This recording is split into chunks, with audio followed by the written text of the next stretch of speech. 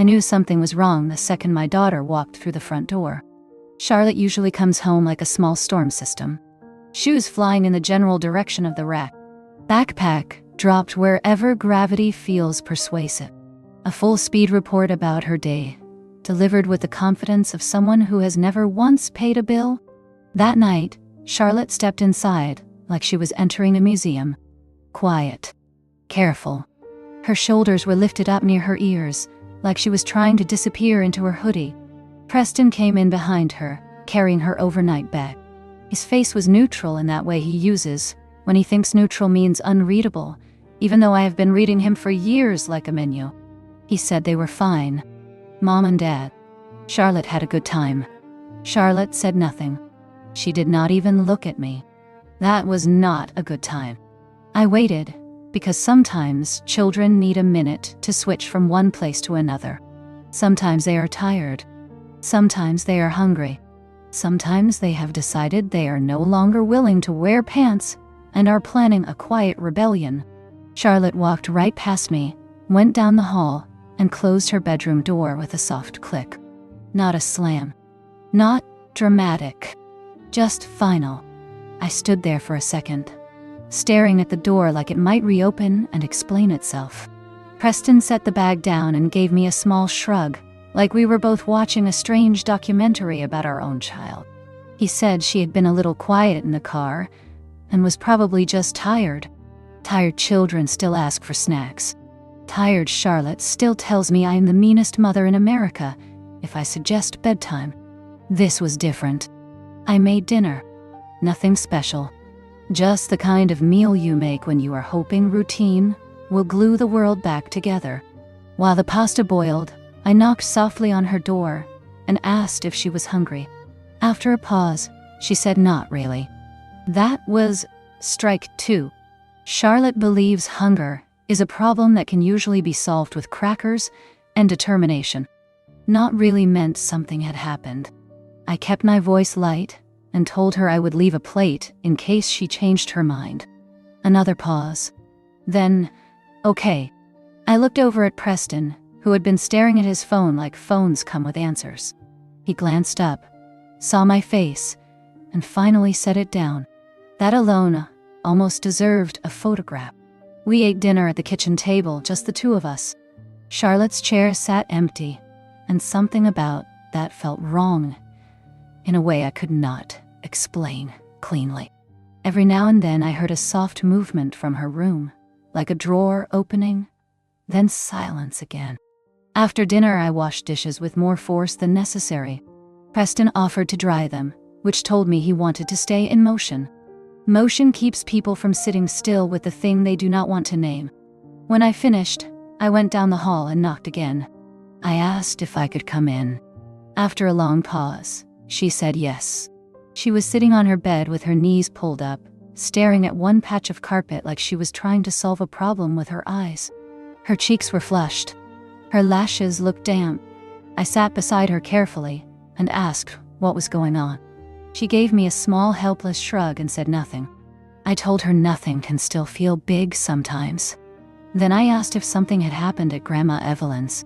Her eyes flicked toward mine and away again. She said not really. That was enough for me to know it had. I did not push. I did not want her to feel cornered. I just sat with her in the quiet until her breathing steadied. I asked if she wanted to read or watch something silly. She shook her head. I asked if she wanted me to stay for a minute. She gave me a tiny nod.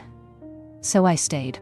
Later, I kissed her forehead, said goodnight, and went back to the kitchen where Preston was leaning against the counter staring into space. He asked if she was okay. I told him I did not think so. He exhaled slowly and said his mother had not said anything strange, and his father had not either. It was normal. Normal can be a disguise.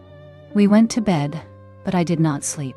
Sometime after midnight, I heard it. Tape.I.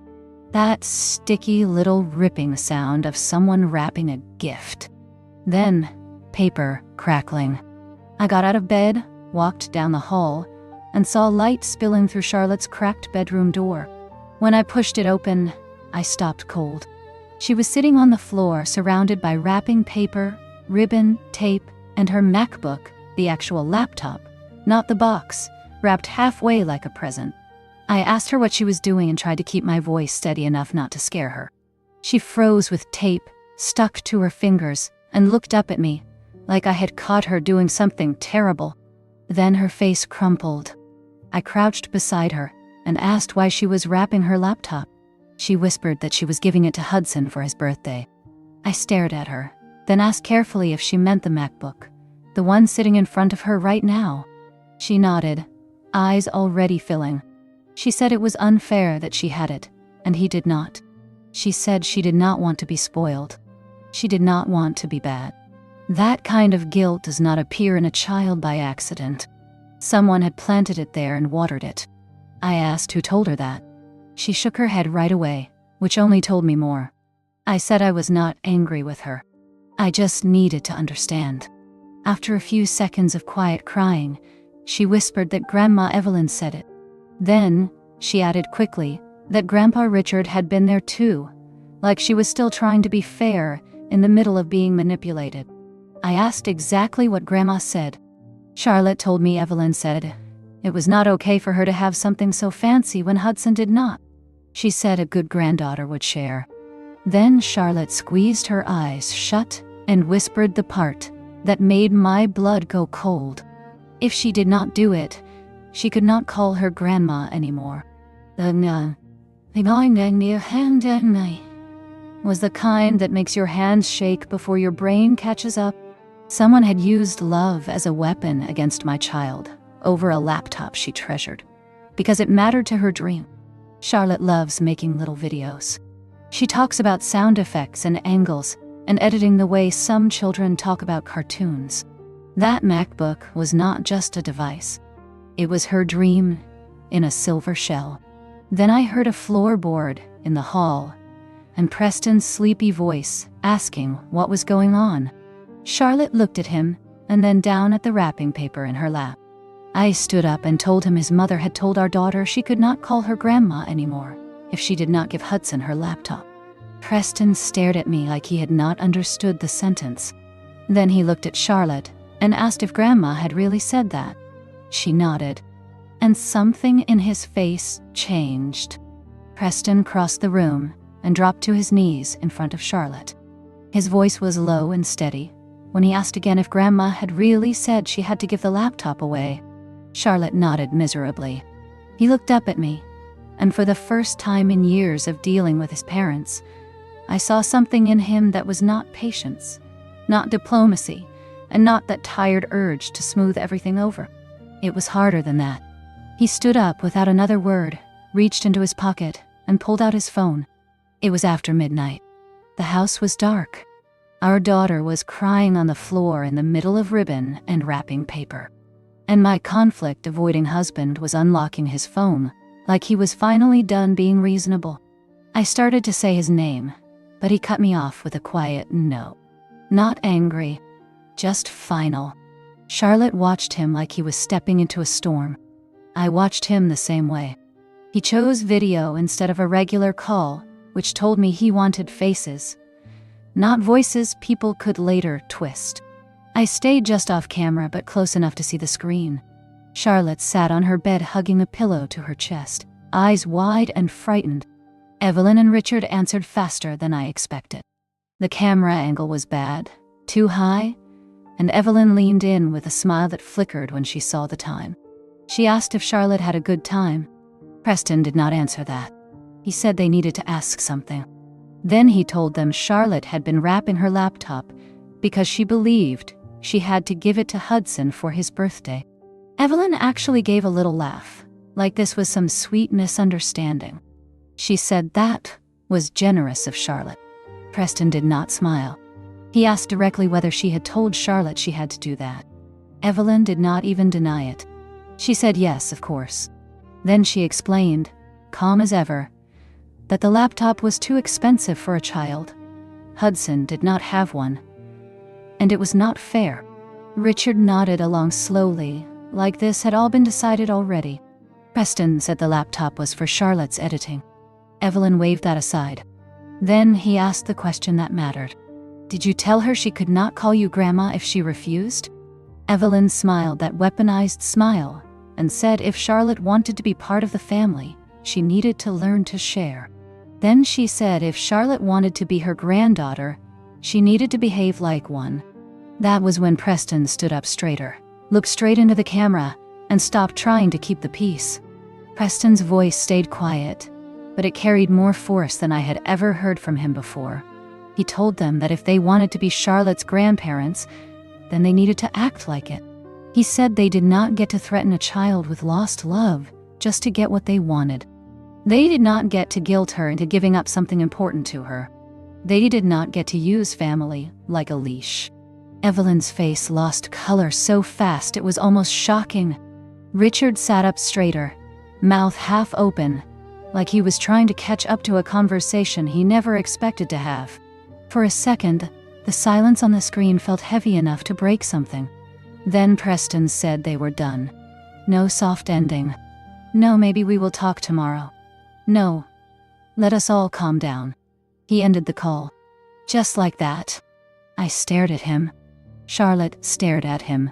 He stood there holding his phone like he could not quite believe his own hand had finally chosen a side. Then he turned to our daughter and knelt in front of her. His voice softened, but the words did not. He told her she was not giving her laptop to Hudson. He asked if she understood. She nodded with tears still clinging to her lashes. He took both her hands and said something I wish someone had told him years ago.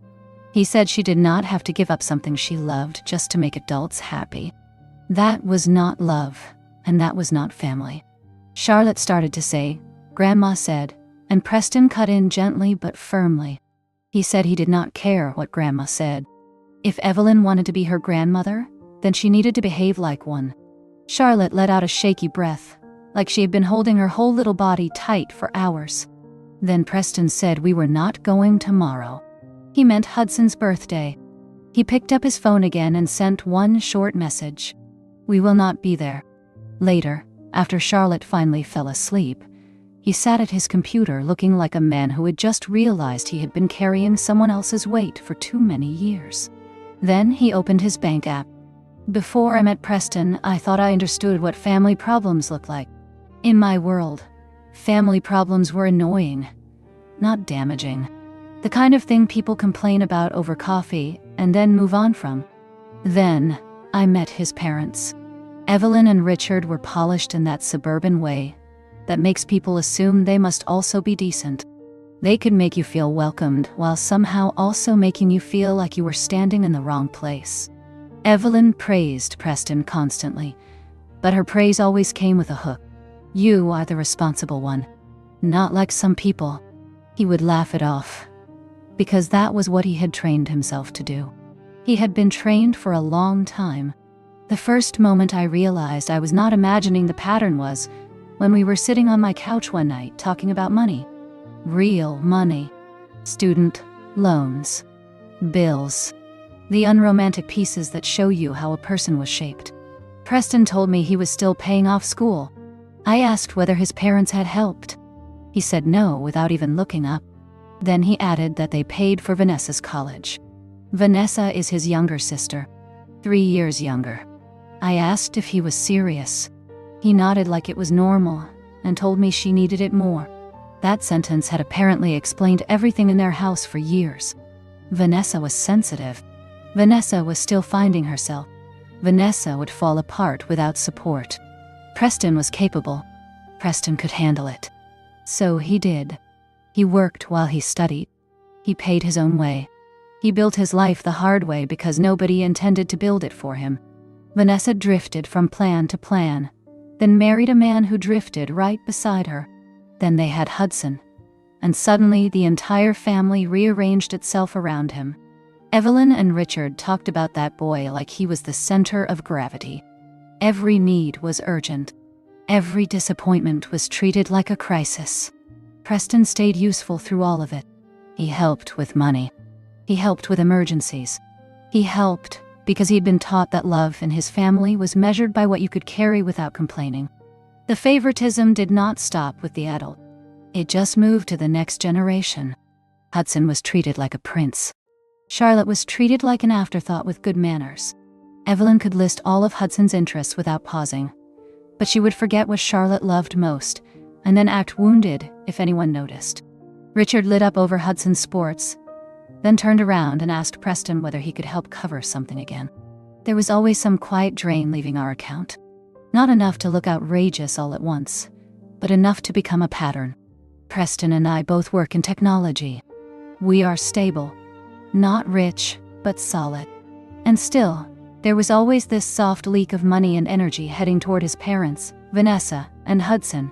I kept telling myself it was manageable. Annoying, yes. Unfair, yes. But manageable. The story changed on Charlotte's birthday. We kept it simple. Cake, tea, balloons, family. She had been talking for months about video editing, not in a passing child way, but seriously. She watched tutorials. She wrote tiny scripts. She had opinions about lighting that made her sound like a miniature director. So we saved and bought the MacBook. When she opened it, she froze like she could not believe it was real. Then she made this sound that was half laugh and half sob, and threw her arms around us like we had handed her a future. I was still inside that moment when I looked up and saw Hudson watching. His face was not excited. It was tight. Vanessa's smile went stiff too. Then she said, too loudly, that it was a lot. Preston explained that it was for Charlotte's editing. Vanessa waved that away and asked if we had any idea how that made her look, since she could not afford something like that for Hudson. Charlotte's joy dimmed right in front of me. Just a little, but enough. And Evelyn and Richard did nothing. They did not shut it down. They did not say this was Charlotte's birthday. They let the resentment sit there and grow. Looking back now, that party was the moment the laptop stopped being just a gift. For them, it became a symbol, and they had already decided they wanted it transferred to the right child. After Charlotte fell asleep, Preston sat at his computer with the kind of exhaustion that has nothing to do with the hour. It was the look of someone who has spent years holding up a wall, and only just realized he is allowed to step back. He said he had been paying for them for so long that he stopped noticing the shape of it. He kept telling himself it was temporary. They needed help. Vanessa would get on her feet. His parents would appreciate it eventually. He gave one dry laugh and said now they had done this to Charlotte. Then he opened his banking app and scrolled through transfers, auto payments, recurring help, the whole quiet history of how he had been funding his family's comfort. I stood beside him and watched. He canceled the monthly transfer to Evelyn and Richard, $650 for bills. Then the transfer to Vanessa, $400 for groceries and rent, help. Then the payment for Hudson's activities, $220 a month. Then the card attached to the shared phone plan he had been covering, $180. One by one, the money stopped. The total was $1,450 every month. He stared at the screen for a long moment after the last cancellation, like he was looking at proof of something he had not wanted to admit. Then he closed the laptop and said he was done. Done paying people who hurt his child. I took his hand and told him good, because I was done too. That night, the house felt quiet in a new way. Not tense, not watchful, just quiet. And as I lay in bed, I kept thinking about the next day. Hudson's birthday. We were not going. The money was not going. And Evelyn and Richard and Vanessa were absolutely going to notice. I did not know yet whether the first reaction would be anger, denial, or guilt, dressed up as confusion. I only knew one thing with certainty. The old arrangement had ended at midnight, on our daughter's bedroom floor, in the middle of ribbon and tape, and one wrapped laptop that was never leaving this house. The morning after Hudson's birthday, my phone started buzzing like it had developed a personal grievance. I looked at the screen and instantly regretted having eyes. Vanessa had posted one of those long emotional public statements people write when they want sympathy without facts. According to her, Preston had thrown a tantrum, cut the family off right before Hudson's birthday, and dragged adult problems onto a child. Then she used Charlotte's name. My 9-year-old daughter.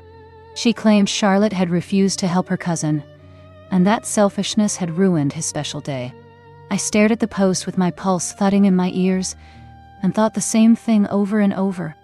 If you have to use a child's name to win an argument, you have already lost. Patricia had commented that they thought they had raised him better. Richard wrote something about being abandoned by their own son, which was especially bold considering he was typing from a life partly paid for by that son. A few relatives offered vague sympathy and sad faces. A couple asked what had actually happened. Vanessa responded with lots of emotion and very few details. Then a relative who had been at the party called me quietly and said Hudson had a full meltdown because he expected Charlotte's laptop to show up as his gift. When it did not, he screamed, cried, and demanded they buy him one. So the party had not been ruined by us. It had been ruined by a child who had been promised something that never should have been promised at all. When I repeated that to Preston, he sat down at the kitchen table and went very still. What hit him hardest was not the insult. It was the rewrite.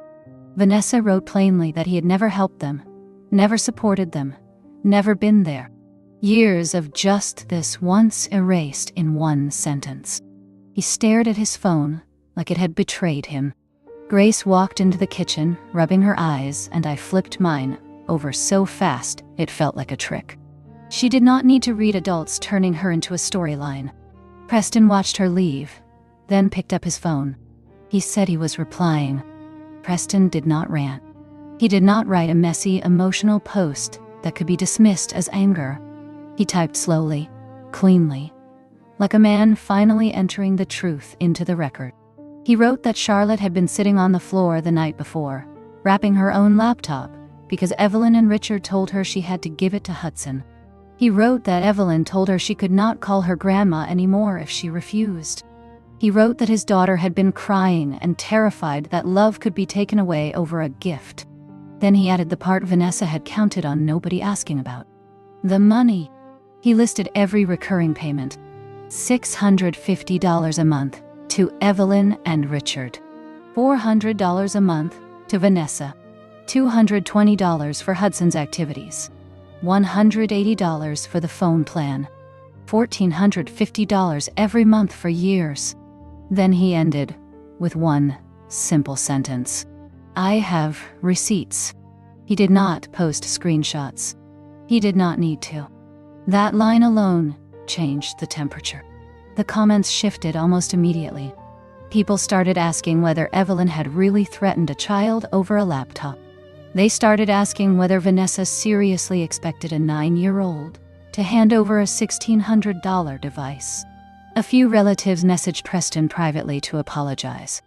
A couple commented publicly that this was wrong, and that adults do not weaponize love against children. Vanessa stopped replying.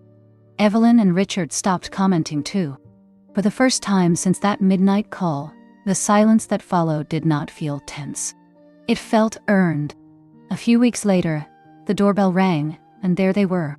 Evelyn and Richard on the porch, with Vanessa behind them, and a grocery store cake in a plastic container like sugar could stand in for accountability. Evelyn tried to smile and said they just wanted to move forward. Richard nodded along. Vanessa stood there stiff and furious. Preston looked at the cake, then at his mother, and asked what they wanted. Evelyn said they should go back to how things were. There it was. Preston told her no. Then, in a voice calm as a locked safe, he said they were not here because they were sorry. They were here because the money stopped and sympathy had not worked. He laid out the new rules. No money. None. They would apologize. They would behave. Any contact with Charlotte would be supervised. No private outings. No guilt. No manipulation. And if there was one more request for money, or one more attempt to pressure his child, they would not see her at all. Evelyn looked at him like he had become someone else. He said yes. He had. Evelyn kept holding that grocery store cake out in front of her, like frosting could do the work of remorse. Preston did not take it. Her hand slowly dropped back to her side. Richard looked stunned in that hollow way people do when they are watching an old system fail in real time. Vanessa's face had gone red with anger and humiliation. Evelyn told Preston he had changed, and he said yes without even pausing. That answer hit the porch harder than anything else he had said. She had expected negotiation. She had expected softening. She had expected him to hear the word family and slide back into his old role. Instead, she was standing there in front of a closed future, holding a cake nobody wanted. Then, they left. Not with a deal. Not with a compromise. Just gone. When Preston shut the door, he let out one long, shaky breath like he had been holding it for years. I stepped toward him and wrapped my arms around him. He held on tighter than usual. And in that moment, I understood something I had not fully named before. Boundaries do not only protect children. They protect the adults who were trained to believe they were not allowed to have any. We did not talk much for the rest of the evening. We checked on Charlotte. We made tea we did not need. We moved around the house in that quiet, careful way people do after a storm has passed, but the furniture still feels different. Later, when the lights were off and the house had settled, I thought about how strange it was that the first real peace with his family had arrived only after he stopped trying to please them. All those years, he believed love meant being useful, being generous, being easy to take from. And all it took to expose the lie was one child sitting on the floor in a pile of wrapping paper, trying to give away her dream to keep an adult from withdrawing love. Evelyn thought she had come to our porch with an apology. What she actually brought was proof. Proof that she still believed appearances mattered more than damage, that money mattered more than accountability, and that access to our daughter was something she could get back with sugar and timing. She was wrong. The cake never made it past the doorway. Neither did the version of our family that came before that night.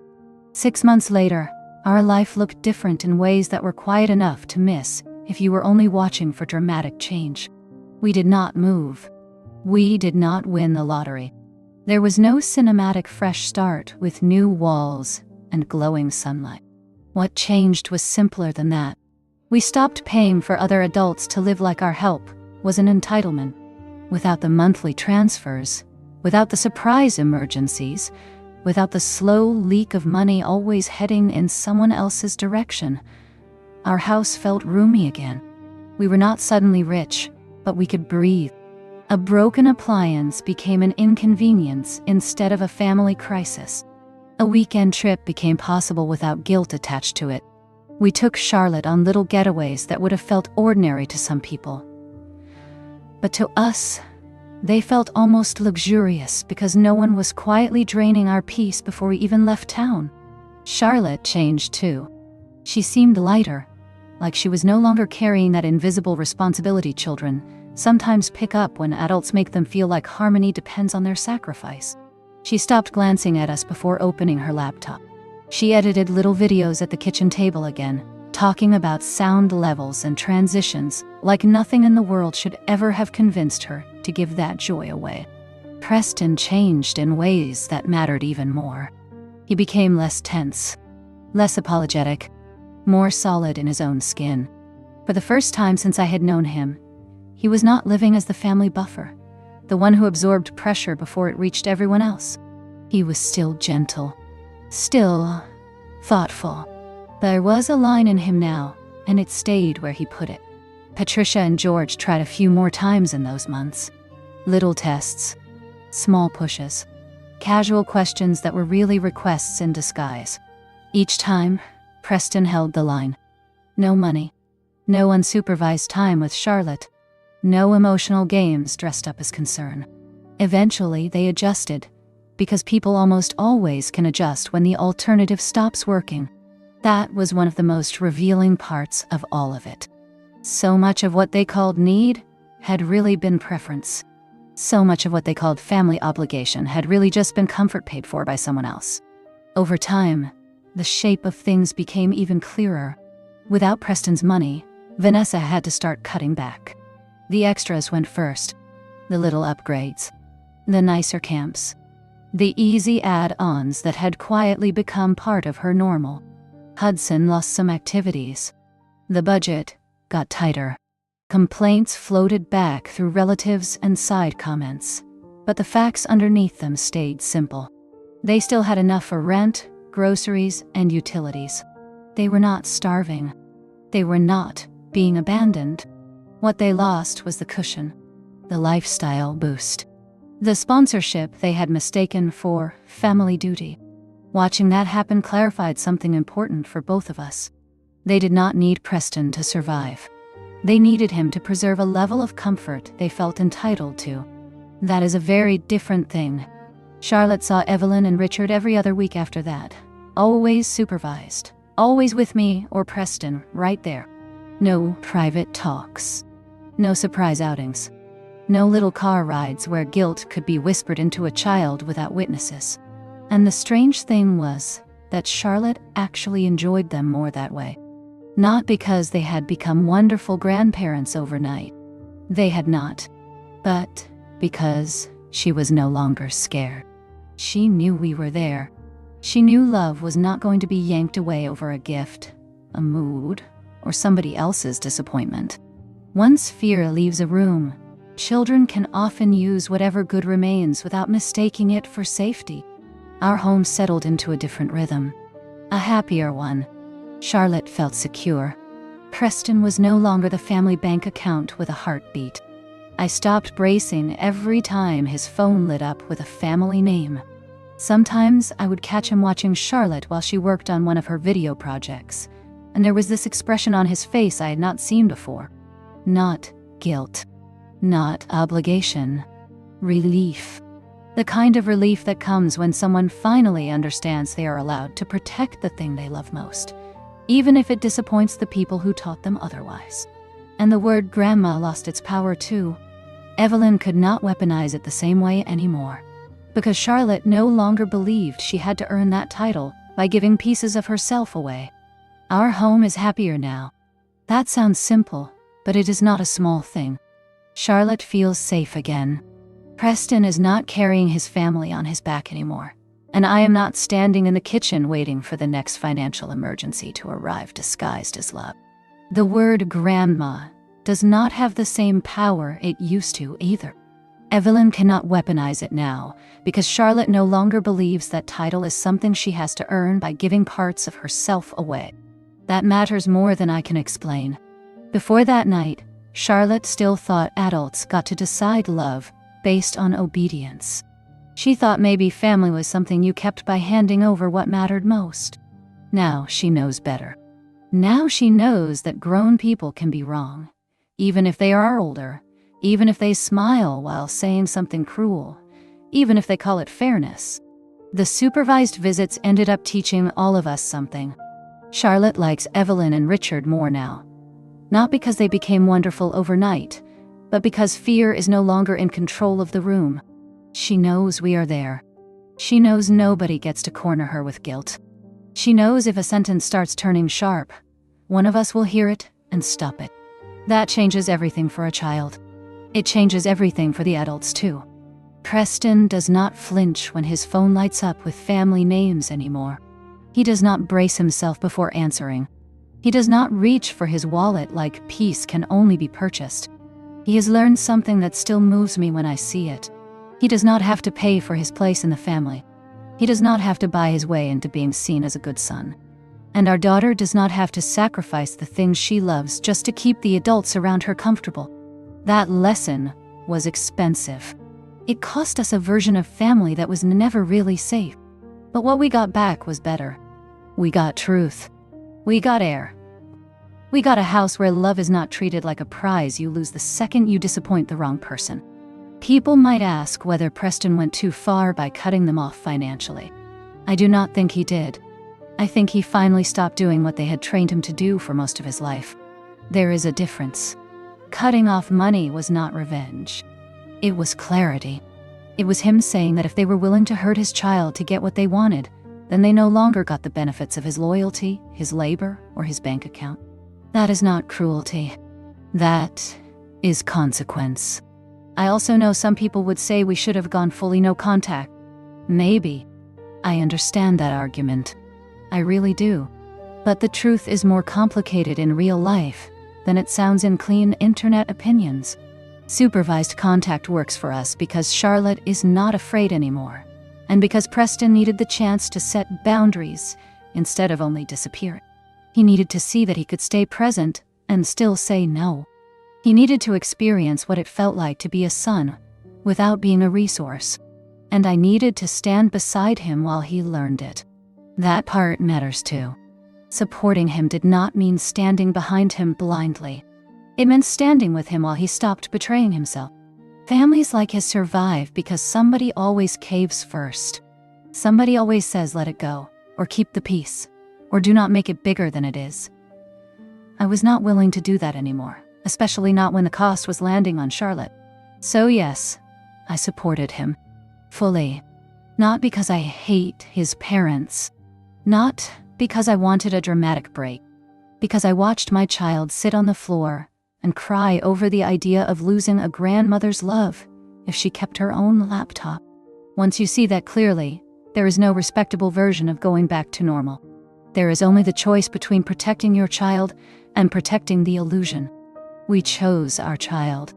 If there is one thing I carry from all of this, it is that some people call it family when what they really mean is access. Access to your time. Access to your money. Access to your patience. Access to your child's heart. Evelyn thought grandma was a title she could use like leverage. Vanessa thought Hudson's disappointment gave her a claim on someone else's gift. Richard thought silence was neutral. None of them were right. Family is not measured by who can demand the most and still be invited in. It is measured by who protects the smallest person in the room when it matters. Preston did that. Finally and completely. And once he did, the whole structure around us changed. Charlotte makes her little films again. She talks about transitions and music and edits clips at the table like the future still belongs to her. That matters to me more than any apology ever could. Preston laughs more. He sleeps better. He does not move through the house like a man half expecting the next demand. I breathe easier too. Not because everything became perfect, but because the lie is gone. We know who they are. They know the rules now. And our daughter knows something I wish every child knew early. Love is not something you buy with your favorite things. It is not something you keep by making yourself smaller. It is not something adults get to threaten away because they want to win. So when I think back to that night, to the tape ripping in the dark and Charlotte wrapping her dream in paper for someone else, I do not only remember the horror of it, I remember the line that got drawn right there on her bedroom floor. Before that night, his family kept taking because Preston kept giving. After that night, they had to meet us where we stood or not at all. That is the ending I trust. Not perfect peace. Not reconciliation for appearances. Just a home where our daughter knows she never has to trade herself for love again.